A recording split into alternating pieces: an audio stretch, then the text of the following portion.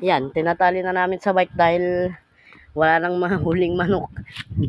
Yan, sige. Hanapin natin yung mga manok, mga kaibigan. Diyan lang sila. Diyan yung mga manok kanina eh. Diyan lang sa babaan. Yan, diyan. Yun, wala nang mga manok, kaibigan. Yan. Tatanggalin na lang namin yan. Sayang yung bigas oh. So, ito nga pala yung tanim namin na sili. Yan. Ito na may mga talong. Yan, yung malaki. Saka ito. Ayan. Ayun. Ito, mga sili yung mga yan. Dito namin tinanim sa likod ng aircon para pag yung mga tubig na nilalabas ng aircon, pwede rin namin idilig dyan.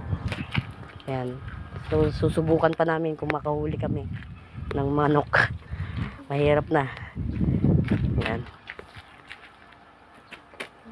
Mahirap. Kailangan natin makahuli ng manok.